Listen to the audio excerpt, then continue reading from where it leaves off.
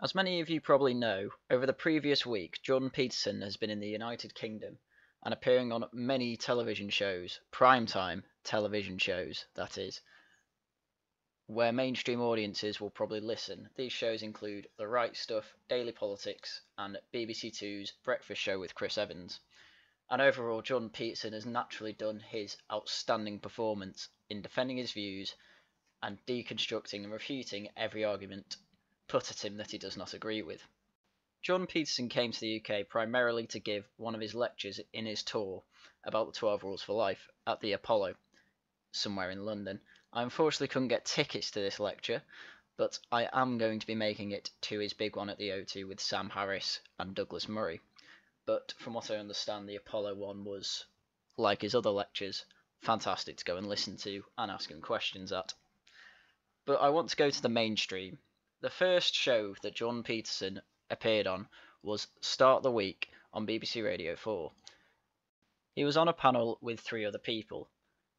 Hashim Mohammed, who came to the country at 9 years old with very little English, but in his time, with hard work, skill and luck, managed to become a barrister in the UK judicial system. He also had the Irish author Louise O'Neill, who has been challenging stereotypes and gender roles with her book, which is a reconstruction of The Little Mermaid, and I hear it has an awful ending, unlike the real Little Mermaid. And then we have the Pulitzer Prize winner journalist Lawrence Wright, who turns his focus on the state of Texas, which both confirm and deny Peterson's position. Overall, the show was a good listen, and Peterson was given a lot of challenging questions, but he managed to refute them, as he always does, as we can see in this clip. Jordan Peterson, coming back to you, the book you've written is very much about, it begins with this notion of balance between order and chaos. I mean, you draw on Tao and the ideas of yin and yang. The subtitle of your book, though, is, and what's important there is balance between those two things, but the subtitle of your book is An Antidote to Chaos, not the middle way between order and chaos, an antidote to chaos. Why an antidote to chaos rather than the middle way? Well, I think the middle way is the important way, but I think at the moment that our culture is suffering from an excess of chaos. We have a moral relativism as a fundamental ethos. We're detached from our underlying religious metaphors and stories. People in universities in particular, I see this, are in crisis in relationship to their culture and their vision and destiny, especially among men, although certainly not exclusively. And we've emphasized individual rights rather than responsibilities in the West for like 3 generations. And so I think there's a tremendous imbalance at the moment, and I was trying to rectify that in part. One of the things I love about Jordan Peterson is that I can just leave a clip of him talking and I don't need to reinforce what he's saying just because he does it so well. But we'll continue with the clip because this is where he gets challenged and false accusations are forced on him. One of the reasons when you give talks that you get protesters attending as well as adoring fans is, I think, that you've gendered order and chaos. Well, I haven't. Well, you haven't. You say you haven't. You say you've inherited a gendering. Why should they be gendered at all? Well, because our fundamental cognitive axioms are social cognitive. We see the world as a gendered place. We see the world through a social lens. I mean, we evolved in a social environment, and so our deepest intuitions are to interpret the world as a set of characters, and those characters come gendered. And generally speaking, Mother Nature is a representative of chaos because she's destructive but also plenipotential, I would say, and order is patriarchal, which everyone uses that metaphor. I thought you didn't believe in the patriarchy. I don't. So why I'm slightly puzzled as to how you can have a distillation of gender in one sense as a social inheritance, but not. Well, the word patriarchy in our culture has become synonymous with arbitrary tyranny and oppression. And I don't regard our culture as arbitrarily tyrannical or oppressive. And I don't believe the narrative that pits women against men or men against women as the core narrative of our culture. I think that's absurd. Well, I want to pick up that word arbitrary because you talk also about consciousness as being masculine. You have a moment in your book where you say Neumann and Jung, who is very important to you, say that consciousness was masculine. Symbolically masculine. It seemed almost comically transparent to me that they decide what gender are we going to apply to consciousness? Well, we're men. It probably looks like us. You write this as well. It is certain that a woman needs consciousness to be rescued, and as noted above, consciousness is symbolically masculine and has been since the beginning of time. But consciousness is an intellectual concept. It doesn't have a gender. What makes you think it's an intellectual concept? Consciousness isn't an intellectual concept. Well, it's a phenomenon. It's a thing in the world, but women... Yes, so our in what conceptualization of it is an intellectual construct. In what sense is it masculine? It's masculine symbolically, and well, the radical investigations of... Well, that's a core element of fundamental mythology. It's been a principle of metaphorical cognition for forever. It's not an arbitrary decision by any stretch of the imagination. It is. I wanted to leave that running to really hammer home the point that I really don't need to say anything in defence of Jordan Peterson for his ideas, because everything he said there makes sense to anyone that understands the basic underlying principles of what he's saying. So basically he's saying consciousness is a phenomenon. It is a fact of the world. It's not an intellectual construction. If it was an intellectual construction, we wouldn't be able to symbolically apply anything to it. And he says symbolically we apply the masculine to it because throughout history and throughout mythology, from different cultures, that is what we have applied to it, which is a perfectly reasonable thing to say, I think.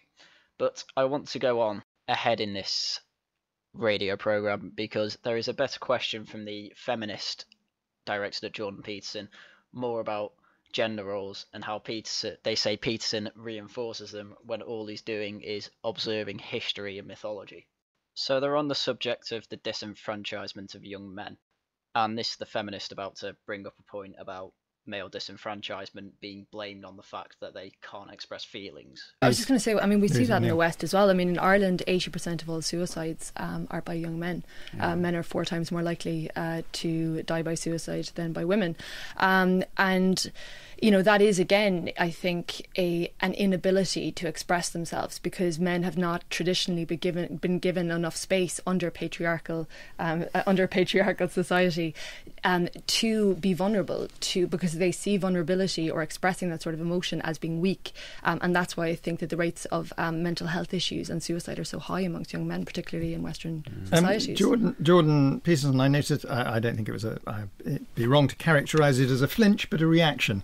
When Louise was talking, you've written this as well. If men are pushed too hard to feminise, they will become more and more interested in harsh fascist political ideology.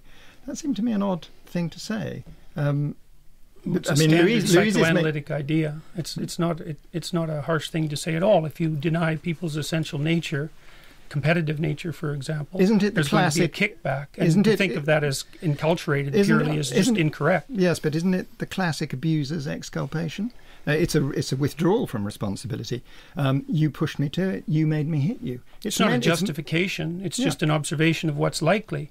If you push people too far in a particular direction, it's a warning, not a justification. But the solution to that is not to worry about feminising men. It's perhaps to worry about men joining fascist organisations. No, I think it's to worry about the sorts of things that Lawrence already talked about, and the probability that like steep, unequal hierarchies will produce desperate young men. And that's actually a critique of hierarchy, by the way. Louise O'Neill. Yeah, I have 2 points there. I suppose the first one is that when you talk about, feminizing men, it almost sounds derogatory. It's almost as if you're saying that to be feminine or to express any sort of femininity is actually inferior to masculinity.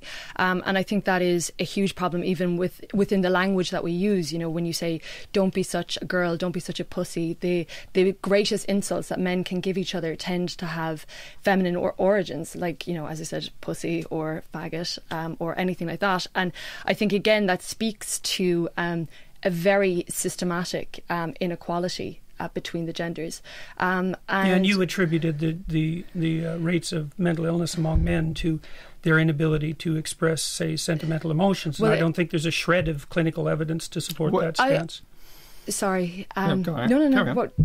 Well, I don't think there's a shred of evidence to support that stance. The kind of violence, for example, that Lawrence is discussing is a consequence of competitive competitive violence among I think young there men is. as I think they move there is towards- some evidence that men find it Yes. difficult to talk about things, and that And they also ways find in it which hard you can to help reach young out. men to They- talk about they- things. And that's the evidence for the differential rates of mental health And suffering? I don't think so. I also don't think when you're talking about things being so innate, Judith Butler would have said that, gender is a construct, that gender is a performance. Well, and Judith if you Butler look, doesn't know what she's talking about in the least, so Well, I don't accept that. I mean, as that's a- interesting, but she's no I agree scientist. with She her. doesn't know the well, then if you look psychological at someone literature. like Cordelia Fine, who wrote The Delusions of Gender. Hashim, As you can probably hear from that, the feminist seemed a bit flustered and wasn't really sure what to say, and then defaults to going to quoting gender theorists who, as Jordan Peterson says, they don't know what they're talking about. And I'm going to take his word for it because his field seems to understand the whole complexities of male psychology. But that's enough of Radio 4 for now, because I think you get the idea that Jordan Peterson was kind of up against a blockade of people who disagreed with him there. 2 out of the 4 other people on the panel were anyway, especially the presenter, which he may have just been playing devil's advocate, but it may be a Cathy Newman thing where he genuinely believes that Jordan Peterson's wrong, which is fine, but he did seem very, very adept at trying to get Jordan Peterson to stay on his toes, which is fine in one sense but annoying in another, because Jordan then can't actually get onto things he can properly talk about, because the conversation just keeps going back to this whole gender not being binary and you can't symbolically have male and female things because they're socially constructed, and he keeps saying, well, they're not, which I think is true. But we'll move on to the topic of Chris Evans's breakfast show. And on this breakfast show, I'm not going to play any clips because I don't think it's necessary. I think what you should do is go and listen to it yourself, because I think it was the best interview for the layman who doesn't really understand Jordan Peterson and doesn't really understand basic psychology or things like that, which isn't a problem. But it's Chris Evans obviously not knowing too much into the deeper issues and just asking Jordan Peterson surface level questions, which is fantastic, because at 8 o'clock in the morning people aren't going to really want to hear deep conversations, and it was deep, but because it's Jordan Peterson it was on the surface level. So I would recommend listening to the Chris Evans breakfast show featuring Jordan Peterson, because there was also a bonus half-hour clip of them talking more about it. I imagine because Chris Evans absolutely loved to talk about it, and to Jordan Peterson, which is understandable. The next show Jordan Peterson was on, which is very mainstream, was the Channel 5 show The Right Stuff, and I will just put a bit of context into this because I think it's important, and will explain why Matthew Wright, who is the host of the show, actually says what he says. So I think last week it was, one of his guests on the panel said to a transgender person, "You used to be a boy, you would know," on the topic of, men being at the top of hierarchies, as Jordan Peterson would say. And he got in trouble for it, for refusing to apologise for what she had said, even though no one on the panel was offended, and it wasn't a particularly offensive remark. And so he is leaving the show at some point in the future, relatively soon. And so when they get onto the subject of political correctness, which the clip I will show soon, I think it's understandable why Matthew Wright says some of the things he says. But I will leave Jordan Peterson to explain his side, since he is better than me at it. Force for good or bad, PC? Well, I think at the moment it's clearly a force for bad. I think it's corrupted the universities, perhaps beyond repair. And I think the reason for that fundamentally is that the PC ideologue types think that the proper way to classify people is by their group affiliation. And there's all sorts of problems with that. One is that there's an endless number of ways that you can classify people by their group affiliation. And that's actually a big technical problem. But more importantly, you need a kind of broad story to tell people about how they should interact with the world. And the story in the West has been that you should fundamentally treat people like the individual is sovereign. And our political system is predicated on that extraordinary and difficult to attain ideal. And to replace that with a collectivist narrative means that we're pushed back into tribal warfare, essentially. I grew up watching Love Thy Neighbour, and when I look back on it now, it's extraordinary. The one that people just abused themselves, and that was held up as entertainment. Surely, political correctness, we have something to be thankful for, that people abusing each other for the colour of their skin as entertainment on television is a thing of the past. That is a good effect of Well, PC, I don't is it think not? that. I don't think that you can attribute that to political correctness. I think What that you is it can. down to? Well, I think that there's been a move over centuries for us to continue to push the idea of the value of each individual into broader and broader domains, to bring everybody under that umbrella. That's been going on probably since the end of the Roman Empire. And to associate that continual improvement with modern PC culture, I think, is a mistake. I mean, the idea of individual sovereignty is deeply embedded in the Judeo-Christian ethic, and it's manifested itself slowly in the political realm over that 2,000-year period. And I think perhaps that's even accelerated over the last 50 years as we become more aware of the necessity of producing situations that allow for equality of opportunity, and to note that that's a social good for everyone. But I'm not willing to credit the neo-Marxist, postmodern, politically correct types with an increase in racial tolerance and gender tolerance and so forth across our culture.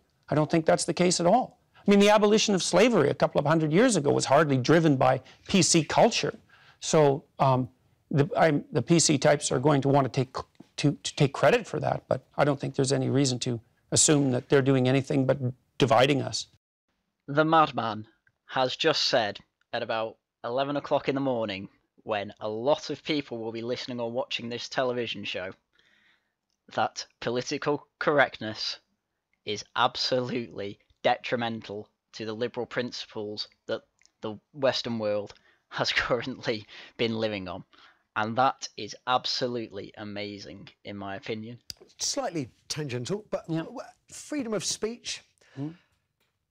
In this country, you have freedom of speech within the confines of the law. Is there any other way of having a freedom of speech? We have to exist within some confines, or sometimes I do wonder whether it would just be easier we just said, to hell with the law, say what you want, deal with it, whatever. Well, the problem is that people don't think through what freedom of speech means, because they tend to think it means the right to criticize those who are in power, for example, which is one of the things it means. But freedom of speech actually means the freedom to formulate ideas badly and awkwardly in public while you're trying to think them through. Including offending people? Well, it's inevitable that you're going to offend people if you're going to talk about anything difficult, because if you talk about something difficult, then people are going to become emotionally involved. And that's especially true if you talk to large numbers of people about something difficult. Like if I address an audience of 1,000 people about anything vaguely contentious, which is obviously something that needs to be thought about, then a small percentage of them are going to be offended. And so what that means is that as your audience scales, or as the importance of the topic increases, your ability to say anything decreases. That's not good. Just forgive me just for one moment, sir, because I know a little bit about this and I think it might be helpful. Tell me about Bill C-16 and what, this is it's Canadian law now. What was it? What was your problem with it? What happened as quickly? Well, what happened was that under the rubric of laws that purported to extend reasonable protection provisions to transgender people, for example, the government decided that it was okay to compel speech, to force people to use adjectives of a certain type to describe people. And I felt that that was an inappropriate intrusion of the political into the domain of rights, because free speech is the capital right as far as I'm concerned. And it was the willingness of the government to institute compelled speech as a legislative necessity that was what I objected to, because I thought it was a terrible precedent. And I do think it was a terrible precedent. We've had scandals in Canada. Biggest university scandal that ever hit Canada was a direct consequence of Bill C-16 being passed into law. So where a teaching assistant named Lindsay Shepherd was excoriated by her Maoist professors for daring to show a clip of me discussing exactly the sort of thing we're discussing right now in a communications class at Wilfrid Laurier University. It's amazing to me that on live television, John Peterson has openly called some lecturers in Canada Maoist. That to me is akin to calling Nigel Farage a Nazi. The thing is that John Peterson is a lot more accurate when he says they're Maoist. And having heard the tribunal that Lindsay Shepherd had to go through and how they continuously state untruths, and I will call them untruths, such as kids aren't old enough at the age of 18 to start critically thinking, it is beyond me. These people want social engineering, as Mao did. And the fact that he has just said that openly on TV and openly stated that Bill C-16 mandates speech, which is all true, it'll have telling effects, I think, on the British public, because a lot of people who I have asked who have seen this have said, I can't believe what he said, and then I say, well, it's true, I followed it, and they all go, well, that's a bit worrying then, and so they're all on Jordan Peterson's side, and I think that is a very, very good thing. Everything Jordan Peterson has done up to this point has been a very good thing, undeniably, unless you're a liberal. Before we move on to the next clip, I do want to mention that the other panelist, the woman on the panel, is Sophie Walker, who is the head of the Women's Equalities Party in Great Britain. She is running in Shipley, where Philip Davis, the MRA Tory MP, is running, and he won her out by, I think he got about 31,000 votes, and she got about 300 or something like that. She got barely any of the votes he did. And yet she's invited on shows like this, and I did just want to mention that she is obviously a feminist. Political correctness restricting freedom of thought, Sophie? Well, I mean, Jordan's dead right when he says that this is people are worried about offending people. That there is this idea that we can't, we might say the wrong thing and we're only going to get ourselves into trouble. And we've got to find a better way to deal with that, because tolerance is really hard, right? If it was easy, we would have done it by now. Maybe it's impossible to be tolerant, entirely tolerant. I think actually, possibly, but I think we can do better. Right, and I think that what essentially this is about is being comfortable with being uncomfortable, right? And I think that freedom of speech assumes equal volume of speech for everybody involved, and we know that that's not the case, right? When you only have to look at Women in Journalism survey. Freedom of speech doesn't assume equal volume of speech for everyone. Can I just finish the point I'm making? There's not much point finishing off your point when you're preemptively stating an untrue fact, when you're saying freedom of speech assumes same volume of speech, and no one is saying that. So what's the point in going on if your presuppositions are all wrong? But I'll let you go on anyway, because it makes you look more of the fool. There are, when we look at the Women in Journalism survey that found that 78% of front page stories are written by men, and 84% of those stories are about men. And so often the two things get confused as to saying, well, if I speak, if that person speaks, then I can't speak. And that goes to what I was saying earlier about how a backlash is also what is essentially a backlash against the people who are in power. Yes. Then often becomes the people in power intellectualizing the backlash to protect the status quo and say, no, you don't understand, this is just how it is. And that's what we have to reject. I've listened to this waffle about 4 times and I'm still unsure on what she's actually saying. But she seems to be saying that a lot of stories are written by men about men on the front page. And that's just the way it is. But no, intellectually we're not saying that's just the way it is. Jordan Peterson has explained that's the way it is because men dominate higher up in the hierarchy due to men's ability to be more competent in terms of being higher up the hierarchy. You have to be working pretty much 24/7 or very hard workers, which most men aren't. It's just most of the people at the top are men who can do that, and some women. But there's still women at the top. And that's basically all it's saying. They're not saying this is just the way it is. They're explaining this is the way it is because. And you're saying we have to reject that because it doesn't fit into your nice little narrative, as far as I can tell anyway. So that's about as deep and interesting as the political correctness conversation went. But there's an even more interesting connection that the Sophie Walker made with Jordan Peterson. And this is about the Cathy Newman interview. But I'm going to let this clip pretty much run its course because there's no point in me really talking because Jordan Peterson just does a better job than I kind of actually did refuting what the woman said.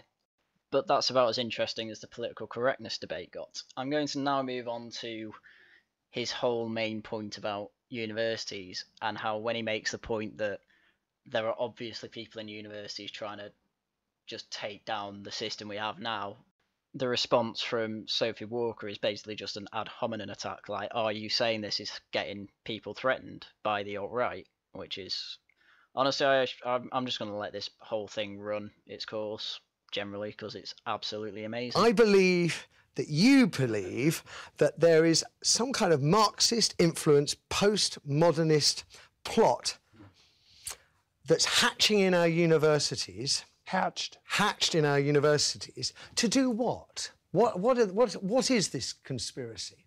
Well, the stated goals of the conspiracy, so to speak, can be found on the websites of disciplines like women's studies. It's to bring down the oppressive patriarchal structure of the West. And that's a deadly serious aim by all means possible, including an assault on the basic categories that we use to orient ourselves in the world. And so the theory is driven by the idea that the best way to construe Western civilization is as a power structure basically produced by men for men, that's fundamentally oppressive and that needs to be dismantled from the bottom up. And so it's easy to find out what the aim is because it's stated very clearly, to produce activists to bring that about. And that's especially true of disciplines like women's studies and the cultural studies disciplines. You hate those courses, don't you? Well, it's not so much that I hate them, it's that I'm embarrassed to be part of the university because of what the universities are doing. You claim that there's sort of pseudoscience or false science. It's not a claim. It's absolutely the case that it's not even, you can't even call it pseudoscience because it's not science. It's just driven by a set of ideological presuppositions, the most pernicious of which is that the best way to understand history and understand people is as a consequence of their group identity, which is unbelievably dangerous because what it does is push us back towards a tribal direction. You know, one of the things that I love about England, about the UK in general, is that over the course of any reasonable historical development, Britain developed the idea of the sovereignty of the individual and instantiated that into the political system. So that the notion was that you should always view people as individuals first and as members of a collective, if at all, far second. And that's what accounts for the spread of freedom and productivity and democracy throughout the world. And the universities are doing everything they can to critique that at the most fundamental level possible, all in the name of some false compassion and hypothetical equality. To go through a whole monologue, basically, of saying certain university courses aren't even science, they're just activist courses to get people to take down a system that they have a problem with for certain reasons, is absolutely amazing to me. He just went off on one about universities. And honestly, a lot of people in the UK are very sceptical about universities. The only reason kids really go to them is because we're now railroaded into going into it, really. And if you can't, you're seen as some sort of a failure, which I don't think is fair. And because of this, they've ended up propping up these courses. Because the university I went to, you could get a minor in like gender studies or something like that. Luckily, there's no major because the one I went to is actually pretty good, but it's just mental. But it's only going to grow because to get all the people through uni, you have to make more courses. And it's ridiculous and it's not helping anyone. But this is Sophie's reply. Come on, Sophie. I voted for your party. I voted for you in the London mayoral elections. What do you say to that? What do you say to that? Well, I suppose my question is, you call yourself a sort of classic British liberal. And I was very interested to see that description of you. And I'm also fascinated by your book about, you know, dealing with the chaos in which, as you yourself say, men find themselves in, or it's predominantly aimed at men. No, and it's I think not, that. Oh well, I'd read an article with you in which you sort of said, well, yes, it probably is mainly men. So that's what I'm basing that on. I think so. Taking all that into account, why do you think it is that so much of what you say is so very popular with the alt-right? It isn't, and you don't have any evidence for that at all. Oh dear, Sophie, you try and ad-hom him with your guilt by association fallacies that aren't even based on evidence. You've run into a railroad of every single thing that Jordan Peterson is about to say. You deserve, because what you have just said is ridiculous. But I'm going to let a man who is much greater than me explain why. Well, Any more than the evidence that alt-right people Daily watch this Stormer, show? Neo-Night website, Saviour of Western Civilization. Oh, well, that was all taken apart today by a number of Jewish publications, by the way, showing that, first of all, that was all satirical commentary on the part of the alt-right, directed at taking me down, for example. And there was an alt-right article yesterday published saying that I was a Jewish stooge and shill. So this is absolute nonsense, and I don't appeal primarily to the alt-right. There's no evidence for that at all. It's the proclivity of... I never said primarily, Jordan. What I'm interested in is why you think that you get the reaction that you do from the alt-right. Looking at, you know, the Cathy Newman documentary. What reaction? Interview. He's just explained that the reaction he got from the alt-right is that they're trying to take him down, and you've just asked him, why do you think you get that reaction? Well, I can tell you, it's because he says if you play identity politics, you're playing a dangerous game that never ends well for anyone, so don't play it. That's why the alt-right are against him, but you still think they're with him because it fits your narrative. There's 10 million people watched that and commented on it. I'm talking about what I saw, and I'm curious to know what your reaction was to the glee with which the alt-right seized upon that. I don't accept. Should we deal with the death threats? I mean, she had, I think, a dozen. I don't accept the death threats. concept that it was the alt-right that was doing this. There were 10 million people who commented on that video, and about 95% of them commented negatively on Cathy Newman's behaviour. You think there's 10 million alt-right trolls watching that? Did you not? You accused her of spinning a victim narrative in an interview with the Radio Times. You mean what Cathy did afterwards? Yeah. Oh, absolutely. Well, that's exactly what happened.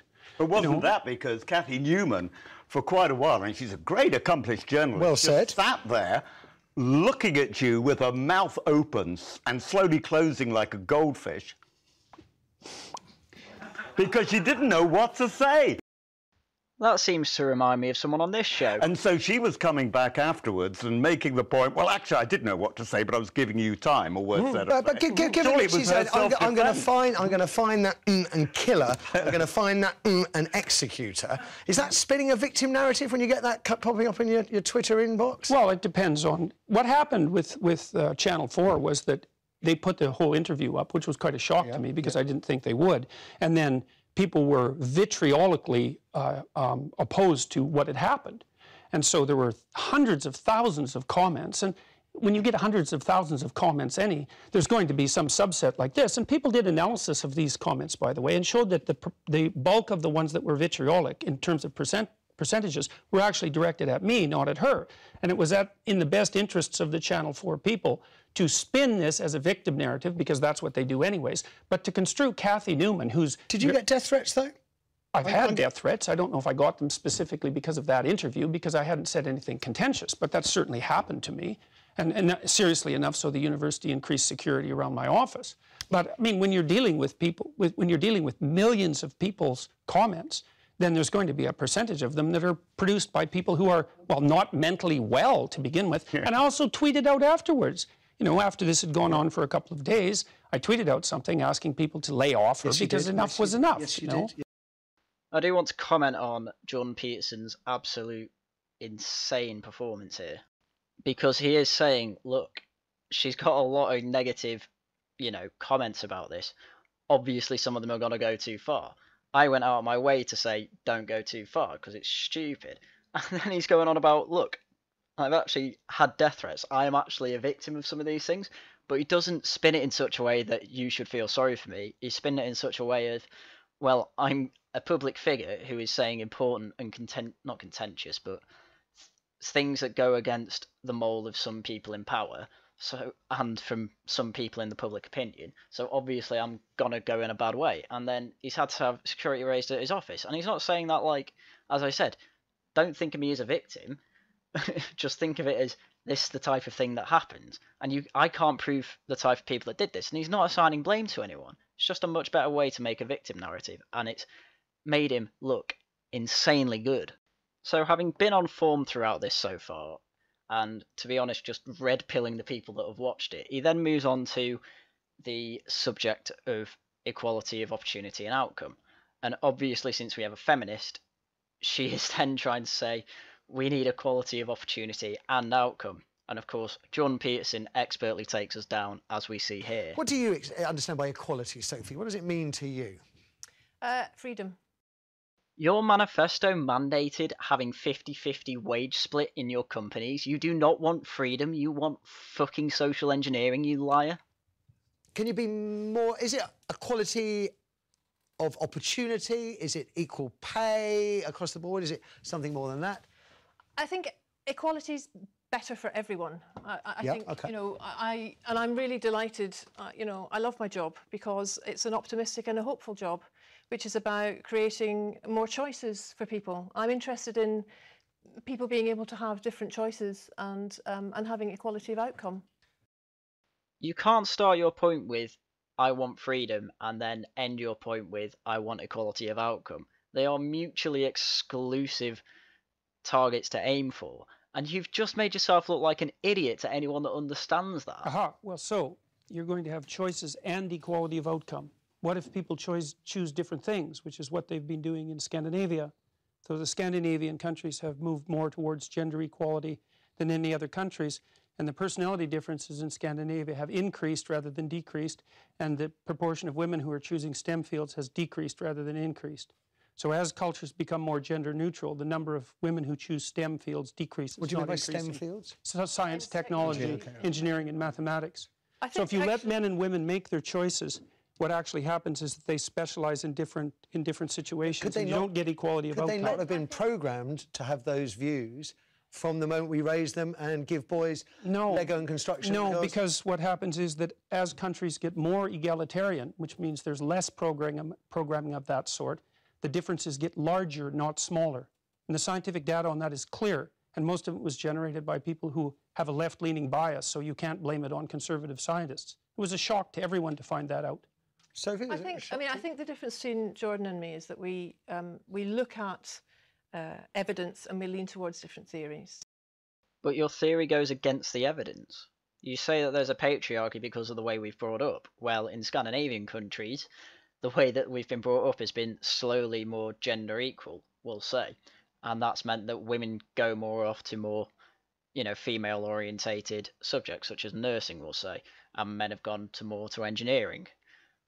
And you're saying that that's still a patriarchy, even though your version of a patriarchy has been slowly deconstructed throughout Scandinavia? You can't use that. That's just ridiculous, as I've said. So Jordan's theory is very much evolutionary, that there are inherent differences in men and women. Mine is very much more social role theory, if you like, and that men and women are taking on different roles due to the expectations that society puts on them. And it's interesting that Jordan frequently cites Scandinavian countries where they've made more, like there's nowhere in the world that women are equal, but Scandinavia has made the most progress towards shared parenting, etc. Yep. That said, it's not done yet. There's nowhere in the world where this is done yet. But it's having the opposite effect that the gender equality types predicted. Opposite, not the same. No, and it isn't a theory, it's actually data driven by tens of thousands of surveys and the best scientific literature on the topic. It's not a theory, and I didn't come about it because of my political perspective. I looked at the data. What it showed was that as countries become more egalitarian, the differences between men and women grow. They don't shrink. So what I'm interested in is data and analysis. I do really wish you'd stop lying about that. And I'm particularly interested in the ones presented, such as the ones by the University of Southern California, which discovered that change towards gender equality is actually being slowed by beliefs that are legitimizing social inequalities on the basis of sex. And I'm also interested, like Jordan, I look at the data and I look at the studies, and I'm really also very much interested in studies like the analysis that was done by the American Psychological Society, which looked at 45 analysis of whether there's sex difference over 20 years. And its conclusion was that men and women are basically alike in terms of personality, in terms of cognitive ability, in terms of leadership. But what it did find was that media depictions of men and women as fundamentally different perpetuate misconceptions, as does workplace bias. Oh God, so it's my fault. So, no, well, you're leaving soon. It's men and women actually are more the same than they are different. But the issue is that small differences at the population level can turn into very large differences at the extreme. So, for example, men and women are broadly similar with regards to aggression, although men tilt a little bit more towards aggression. So that if you picked a random person out of the population, male and female, and you guessed that the male was more aggressive, you'd be right 60% of the time. But if you take the 1 in 100 most aggressive people, they're all male. And that's why the overwhelming proportion of people who are in prisons are male. Now, do you want to equalize that, just out of curiosity? What about bricklayers? They're 99% male.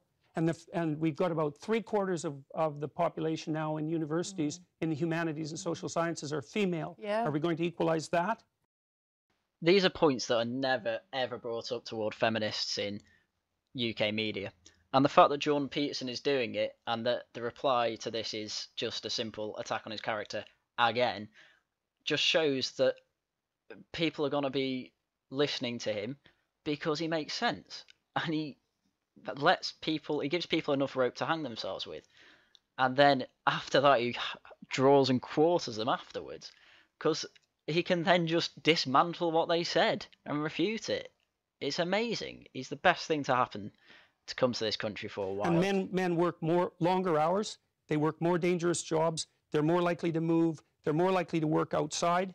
They're more likely to participate in jobs in the STEM fields that are scalable. They make more money for those reasons. And that's all hidden under the idea that the reason that men and women make different amounts of money is because of their gender. It's a very simplistic analysis, and trying to Michael, address I was just going to say, Sophie, can you come back on that? What I'm trying to equalise is opportunity and choice. Fine, let's equalise choice. You agree on that. But we won't get equal outcome that way. And I think that what happens then, nobody knows, because we've never done it yet. We do know. We know what's happened in Scandinavia. But it's not fully got there yet. No, but it's going in the opposite direction that everyone predicted, and strongly. I think one of the things I loved about Jordan's book, which I speed read last night, so forgive me, Jordan, I've not read every line. But one of my favourite rules in Jordan's book is Rule 9, which says, assume the person you are listening to might know something you don't. Classic. Jordan has just destroyed every point you made, and you try and move on to another point, bringing a rule from his book that, from what I can tell, he is actually following, because he's actually refuting every single point you're making, and trying to say he's not following it. This is amazing. Amazing work. You're making yourself look a prick. And I think that in a country where men outnumber women by 2 to 1 in Parliament, in local government, where women's voices are not equally represented in media, where our education systems still are teaching boys and girls ideas of pink and blue. What I'm trying to do is work with thousands of optimistic, hopeful people for change. Okay. Oh, never mind. She's just going to imply it and then just bring back around another point that she has already made before, and Jordan has explained why it is just a stupid idea. Nothing much else of value is really said on it, up until we get the viewers' calls in, and he gets one in, and I think although it's only one anecdotal call, I do think he represents quite a large part of British society, of people that watch the right stuff anyway. I owe it to the viewers to hear their views on this. We've got Salim calling from Manchester. Salim, good morning. Hi, Matthew. How you doing? I'm very well. I'm loving it. I'm pig in heaven today. What do we think about equality? Will it ever happen, Salim? I was going to say I thought it was going to happen, but after listening to Jordan, he's swayed my opinion. Conquering thoughts and minds alike. Jordan Peterson, you changed one person's mind, and that is beyond worth it for you to come here and go on all these shows you have gone on. Well done, my good sir. I can't help but congratulate you. Why did you think it was going to happen? Because I think we're going to become more cognitive creatures, and jobs are going to be more about mental skills. Technology. But then I've been visited schools, and I work in STEM. I'm a software developer, and the number of women doing software development hasn't increased. I would have thought they would have increased more, but I went into secondary school to do GCSE IT stuff, and there's very, very few girls doing IT, and I was thinking IT is the future, and the schools are pushing for more girls to go into IT, but there's only I visited about 8 schools. Can I just, sorry, Salim, can I just note, because I'm 30 seconds, Sophie's idea, actually representations in the media could be affecting such choices. Geeks, we see geeks, bespectacled blokes with bad hair on computers. That's what tech means, isn't it? Yeah, and you're absolutely right, because I think actually that one of the other things we want to do is to have a look at curriculums, to have more female role models, to encourage girls, because so long as we still see STEM as a boys' area that we're trying to get girls into, it's not going to work. We need to do the work we're doing on care, get more boys thinking about, nursing, teaching, more role models for boys in schools. And that's the way you break it all on down. programmes like EastEnders, The Archers, that's helped them a lot. Right, so, listen, I have to draw things to a conclusion.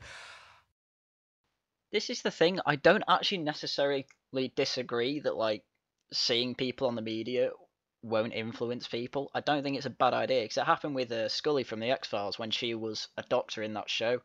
There was a sharp increase in women having an interest in medicine, So I'm not actually against that, but I don't think it's going to end up having it 50-50. And I think the problem is that Sophie is only going to say we're going to need more women on TV displaying this until we have 50-50. And that's obviously never going to happen. But I don't actually disagree with their point there. But still, the fact that Jordan Peterson has inevitably changed a lot of people's minds who have watched this, I think is beyond a shadow of the doubt the best thing I have seen in a while. And Matthew Wright's reaction was just fantastic. I thank him very much for having Jordan Peterson on. The next show that I'm going to move on to is The Daily Politics, a daily show on political commentary and updates on what's happening in the political sphere. And it's actually a very good show. It's very good when they have Andrew Neil on, but unfortunately it was Joe Coburn, who, again, is a good questioner. And I feel she was more playing devil's advocate, and I only say that because I used to watch Daily Politics, well, daily. But I do think she was playing very much devil's advocate here. But that just means I'm annoyed at the producers who asked her to ask this question towards him, and I'm just going to let it run because it is absolutely abhorrent how this was asked and what it led to. So, Jordan, you've done endless interviews. You've been publicising your book, and they've generated plenty of heated debate. No, I actually sold out the Apollo. It had 5,000 seats. All right, stop boasting. Do you think, though, because of the heat that has been generated, that your views have been misrepresented at times? Oh, definitely, but that's, you know, that's part and parcel of the process. I did take a very forceful stance, let's say, against some of the excesses of the radical left-wingers, and it's in their best interest to paint me as somehow a figure of the extreme right, because then I don't have to be contended with.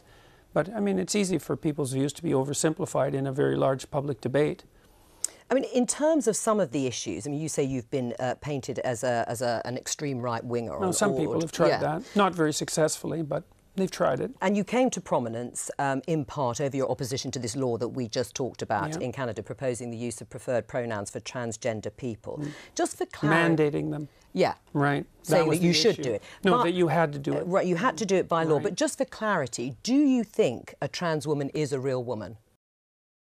Now, I can see why you would think that has anything to do with the law. But after everything he has said about the law and everything in every public interview he has said about the law, he has made it very clear that it is just because the Canadian government overstepped their mark of going beyond British common law and saying you have to mandate speech. We are mandating speech, and that's what he has always been against because he knows what it leads to. Why you're asking this question is beyond me, and I think it is abhorrent and a leading question to go into. However, John being John, he just absolutely nails his defence. I don't really like the way those questions are formulated. You know, I don't know what that means. What do you mean a real woman? Well, I'm asking you, in your mind, you know, it depends what you think a real woman is, but do you think a trans woman is a woman? It is on the interviewer to define the words they are using. If you just say a real woman, this is why he thinks it's leading, by the way. It can mean pretty much anything. And the fact that Jordan is struggling to answer it is because he doesn't know exactly what you're trying to ask, so he's trying to ask for clarification. So if you're asking him to clarify himself, he's obviously just got to try and fall into a trap, but he does his absolute best to avoid it, and I think successfully. No. Why not? Because I think that women are capable, generally speaking, of having babies, and they have female genitalia, and they have an XX chromosome, and I think the biological markers are relevant. It doesn't necessarily mean that I don't think that people should be treated with respect and dignity if they happen not to fit easily into a gender category. That's a different issue. Right. But it's a matter of definition, and I actually think it's a foolish argument in some sense, because what do you mean by real? Well, I mean, you've just clarified that, though. You don't think that a trans woman is a woman. No, he said they're not real women, which is a different thing to a woman, I imagine. And do you think that that is what is behind or explains your opposition to this idea of a law mandating you to use a preferred pronoun, is because you don't actually believe that that's the truth, that a trans woman is a woman and therefore you can't use that pronoun? No, that's not my argument at all. Really? Yeah, really. My argument is that the government shouldn't compel voluntary... Joe, if you're saying you know what his argument is, why are you asking him things that aren't part of his argument? If you're like, that doesn't make any sense. that just says to me that you don't really understand his argument and you don't really care about it. You just want to paint him badly. Not that I blame you, Joe. I'm blaming your producers and the people who gave you these questions. Unless you did it yourself, in which case I blame you. But I don't Free speech. No, but I know what your argument is, and No, you've but made that's it very really clearly. it. No, but that's exactly it. There's But the no behind- motivation there's behind no motivation behind it. But you don't believe I wouldn't have put is a woman. everything on my online in my life to take the stance I did unless I had thought that through very deeply. And I've thought it through very deeply. There aren't hidden motivations that have to do with some arbitrary prejudice against trans people. Okay. It's pure and simply this. There's never been a time in English common law history where the government compelled speech, and the Canadian government dared to do that. And that was unacceptable. And they masked it with this show of compassion for the oppressed, and I don't buy it. Right, but you would, as I think you said, at an individual level, if somebody asked you, if somebody asked you to use a particular pronoun, you would do so. Well, I have. You have? Yes. Right, fine. All that to waste time and end up just finding out that he's not a bigot after all. What was the point? People know that. People aren't interested in watching him to find out if he's a bigot. People watch him because of the things he has to say, which are very deep and insightful. So you've just wasted a good 5 minutes asking him pointless questions, even though you knew his argument. And that's really annoying. But thank you, Jordan Peterson. You have again annihilated any type of opposition towards you, because it's pathetic. Yes. Let's talk about feminism. Are you a feminist? Oh, you're opening the bomb doors for another truth bomb here, Peterson. No, not as it's currently defined, certainly not. No. Ooh, this is... I think this is why people like him. He's very principled, and he definitely understands the things he's talking about. Like, this is amazing. Well, in any other definition? Well, I think that anybody who doesn't think that the competitive landscape should be opened up for equality of opportunity is not thinking. And so everyone's interests are better served if people have as equal access to opportunity to display their talents and to manifest their talents in the world as possible. So in that sense, certainly. But feminism now, and this is why it's so deeply unpopular, a very small minority of women in the UK identify as feminists. And the reason for that is it's primarily become an ideological weapon. And it's an ideology that I detest, actually, the ideology that it's associated with, collectivist ideology. Right. I mean, okay, and that's your view about feminism. And it seems to me that it's a rather popular view of feminism, given that, as he said, a small minority of women actually identify as feminist in this country.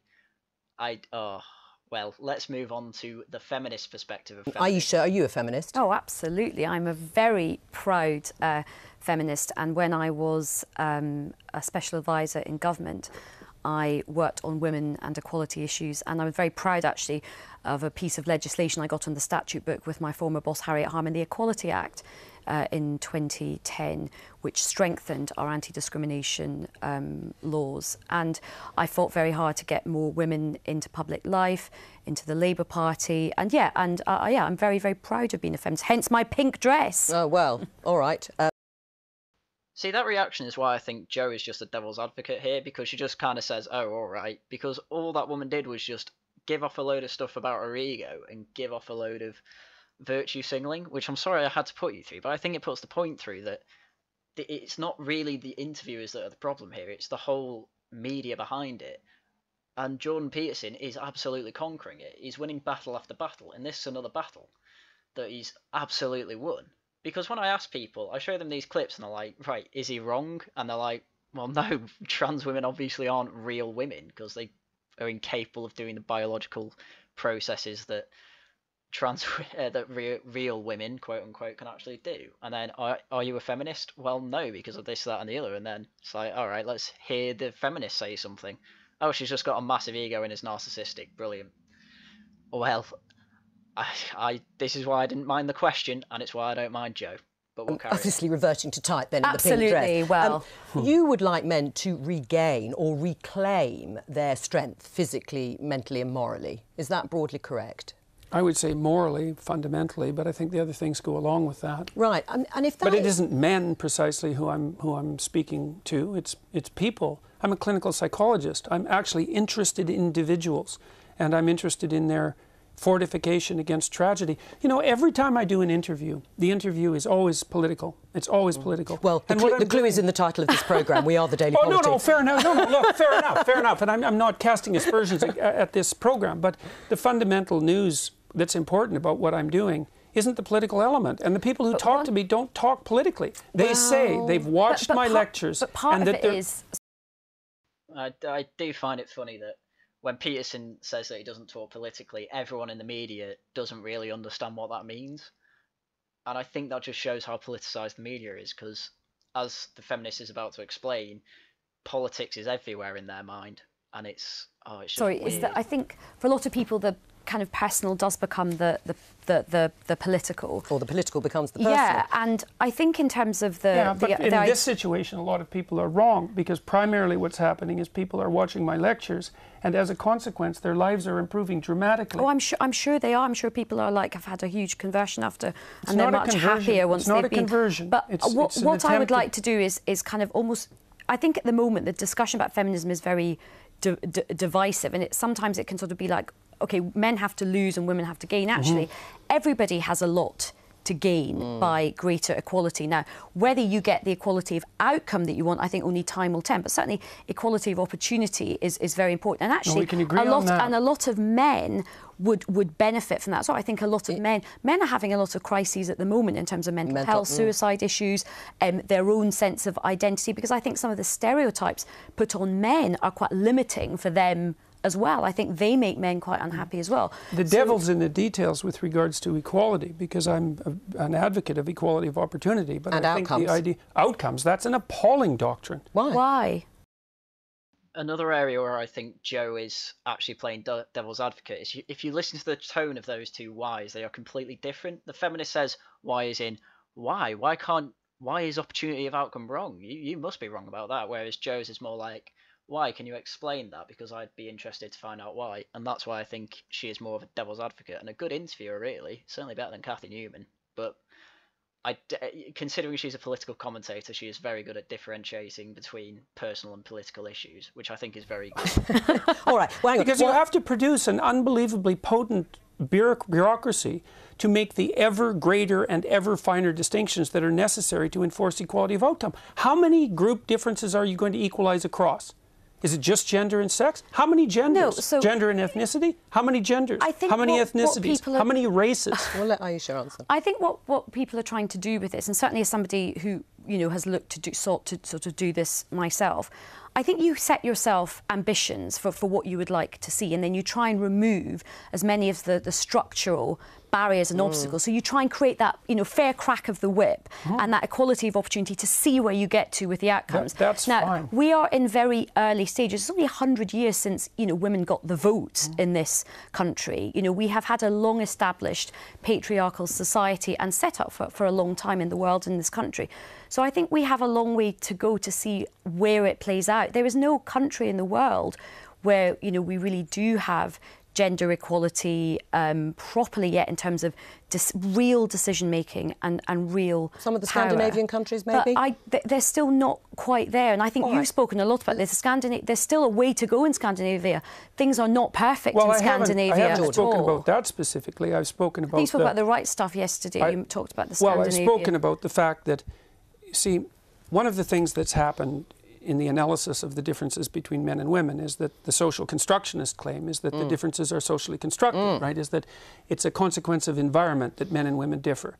But what the scientific literature indicates is that as cultures become more egalitarian, like they have in Scandinavia, the differences between men and women actually increase rather than decreasing, which is a direct repost to the social constructionist view. So they just deny all that. The biggest differences in the world in interest and temperament are between Scandinavian men and women. It's exactly the opposite of what everyone predicted. Can I just pick up on one thing you said a little earlier in the interview, which you said it's the moral guidance that you are focused on. You think that is particularly important. How do you square that with the behaviour of perhaps arguably, a prominent alpha male president of the United States, Donald Trump? when his behaviour, I mean, he is accused of having an affair with a porn star when his wife was pregnant. How does that fit with morally reclaiming? Well, I would say that was rather clearly immoral. Right. Yeah, but and you not, would still, not to be a target for emulation. But you still would have voted for him over Hillary Clinton as an identity politics. I mean, it's just how none do of that you was on the table, and I said I might have voted for him on a whim. That's all. But you also did say you started out feeling quite close to Hillary Clinton. Can I just come on the very quickly? He does a very good job of actually refuting this, because he's basically saying, I voted for Trump because he was less immoral than Hillary Clinton in terms of politics. And he's like, yeah, Donald Trump's immoral. I never said he wasn't. And I'm not voting for him for his personality. I'm voting for the politics, which is a fair enough point. But the feminist is like, oh, but you liked Hillary Clinton. He's like, well, yeah, I did at one point. It's like, yeah, he can change his mind. It's just that whole segment's just a bit weird, but I thought it was worth watching. Anyway, the feminist goes off on one at the end about pro-life policies, but that's an entirely different issue in my opinion. And I think, I don't know Jordan Peterson's personal position on it, but I can't imagine him saying that, you know, mandating birth. I can't imagine him being against abortion, basically, but I could be wrong on that. Because he has said before that he is actually more on the liberal side of things. He just understands the nuances. But that's all the battles I wanted to go through that Jordan Peterson actually did. There was one more event that he did in for BBC Radio 3, which is Free Thinking, which is a late evening show. But not many people will be watching it, and to be honest, I think it's just worth listening to that in the background while you're doing something else, because that one is mainly funny because the interviewer giving the interview gets really flustered, and I don't think he really understands the thing he's talking about and what Peterson's trying to explain to him. So I don't think it's really worth it. Whereas the rest of these people do seem to understand what he's saying and just making idiots out of themselves. Whereas I feel bad for the guy on Radio 3 because he says he's a professor of literature, I think it was, but because it's just of literature, he doesn't really understand the whole philosophical meaning behind the myths and things that Jordan's trying to explain, and why he can put symbolic feminine and masculine things and attribute it to certain phenomenons in the world. But yeah, that's it. Jordan Peterson, congratulations. Your campaign through the UK media has been a undoubtedly successful one, and I say that because the people I've asked who have seen you all seem to agree with you, and all seem to, well, we're entertained by you, really. That's the general image I can get from the laymen of the world who don't really concentrate on these areas that you focus on. So thank you very much for coming over, Jordan Peterson, and to everyone who managed to get through this hour of rambling from myself, I thank you very, very much for watching, and I will see you next time.